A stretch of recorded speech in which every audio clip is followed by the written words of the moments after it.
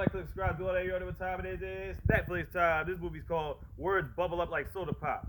After meeting one bright, sunny day, a shy boy who expresses himself through haiku and a bubbly but self-conscious girl share a brief magical summer. So this movie just came out. It's about an hour and a half long. One of those Japanese family movies. Spoiler alert, let's get it. So here we go. We got this guy named Cherry. We got this girl named Smile, but her real name is Yuki. Now this girl's always wearing a mask because she's self-conscious about her smile because she has buck teeth. So then we go to a scene by this mall, and I can tell you right now, this movie is really bright and colorful. It's kind of 3D-ish almost. It's a different change of pace, especially when it comes to anime. Well, anyway, Cherry's always watching after this guy named Mr. Fujiyama, and he's always out by the mall trying to look for this record. Meanwhile, at the same time, Yuki's at the mall going to the dentist. And she's always on her phone doing Instagram stuff, getting likes, post up, all that stuff. But she even wears a mask during that, because like I said, she's self-conscious about her buck teeth. Just up posting about a bunch of shit. Then we got this dude named Shikari, he's like mall security. Then you got this dude named Beaver who's trying to steal a poster board. He gets it for his friend named Japan. But of course, mall security had enough of his shit. He's all skateboarding in the mall with his poster trying to get away. Then at the bottom of the mall, we got this crowd crowded up. These parents with their kids, they're supposed to be having some type of baby race. Cherry and Mr. Fuji are watching it also. And every now and then he takes time to read through his dictionary. While that's going on, Fuki ends up posting up and she ends up standing next to Cherry. This nigga Beaver accidentally bumps into both of them. Then you get this moment where they're just staring at each other. And then her mask falls off. The only thing that comes out of his mouth is the word braces. So she gets all freaked out and runs away. So she comes back and get her cell phone that she dropped. Meanwhile, this guy's pissed off because the dude Beaver was drawing graffiti on his freaking car.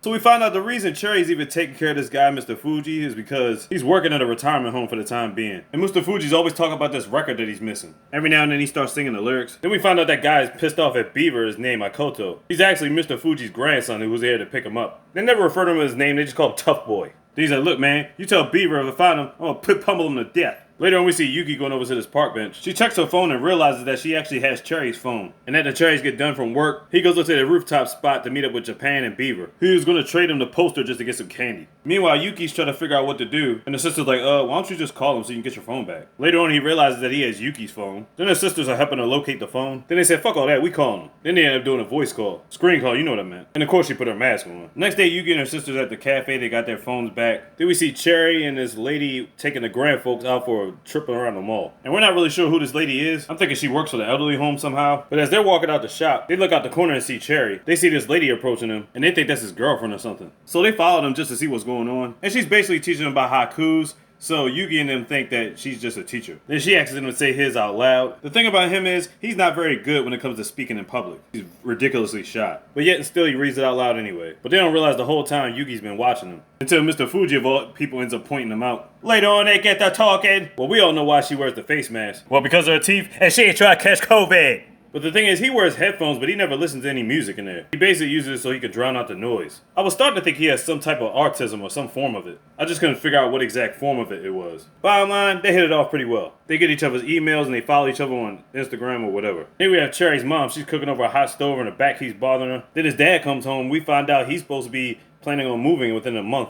Then we found out why Cherry's working at a nursing home. It turns out that job was his mom's job, but she can't do it no more, so Cherry's basically taking her place. At least until they move out the apartment. So at this time, Cherry's putting up a bunch of motivational quotes. Yuki's at the table, all she's doing is scrolling down his quotes. Then she starts liking all the stuff on his page. Turns out her sisters were doing it for her. And now they're officially following each other. Then we get a montage of them going back and forth with each other's page. Then she actually starts working at the spot that he's working at. Everything's all fine and dandy. And Yuki's really feeling Cherry, but there's only one problem. He hasn't told her yet that he's supposed to be moving on August 17th. Which at this point, he has about 10 more days. So at the spot, they got the old people dancing, and they doing random dances on their own. So one of the ladies see Mr. Fuji down, he's like, man, I really need to find this CD. And Yuki's like, you know what? How about we actually help him look for his record? So they did some searching, and they found out Mr. Fuji actually owned a record store. But it's pretty much about to go out of business within a couple of days. They go in and start checking out the records, and he's just so sad about the whole thing. But at this point, Yuki and Cherry are determined to look for this daggone record. They're going to find it for him. Because they really want to know why it's so important to him. They asked the squad, but they don't know nothing. They said something about the mall. So they check everywhere around the mall. Security told them to check up on the 3rd floor. There's a record store up there. And it's the spot that Japan works at. Now, how the hell did Cherry not know that Japan worked there? Isn't that supposed to be your boy or something? Well, anyway, he couldn't find it at the registry too. So she put it up on her Instagram and stuff like that to see if anybody knew what it was. Then they got some information about going to this tower. Then they look up there and then they find out who the artist is or the song. This lady named Sayuki. Come to find out, Sayuki was actually Mr. Fuji's wife.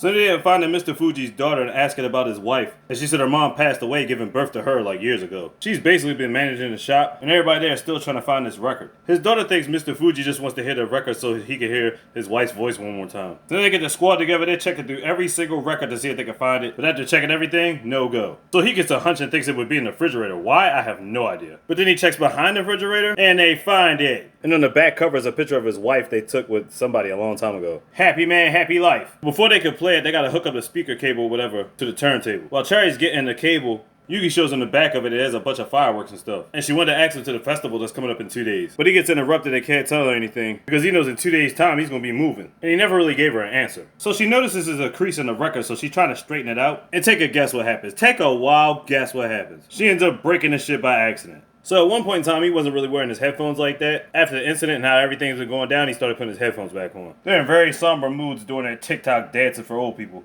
Yugi says she wants to go over to Mr. Fujiyama's house and keep apologizing again. Then Cherry's mom pops up. She tells everybody else about everything that's going on, how they all doing. And she found out that that's Cherry's mom, and that's how she found out he was moving. And she's all sad and heartbroken because they ain't gonna be able to make the festival. And she thought she was building towards something, but the fact is he didn't even tell her that he's about to be moving. She leaves, he puts his headphones on, he starts bunkering down crying. Yeah, man, it's kind of sad. Grandpa closes up the shop again for good, but then Yugi runs into him, and she's basically trying to paste the record back together again. Obviously, that shit didn't work. I know, a boo moving away. It's so sad. They're on the other side of town, they're getting the festival all set up, but the next morning, her parents did get her a yukata so she could wear it for the festival. On the other side, Cherry's all packed up, and they're ready to move. Back at the nursing home, Yuki is still apologizing to Mr. Fujiwara. She did her best to paste the record again, back together again, but something looked familiar. She noticed that their clock had the exact same background as the record. Then they looked at it, took the clock pieces off of it, looked at the other side of it, and yes, it's another copy of his wife's record. So now Yugi's so happy they can play the record, but she comes up with another idea. She needs their help. So while Cherry's in the car, he's getting ready to move with his parents. Yugi ends up doing a live recording at the festival in the hopes that Cherry will see it. And then they play Mr. Fujiyama's wife's song. I know Cherry's thinking to himself, how the hell are they even playing a song? Because the only record he knew about was the one that Fuji broke.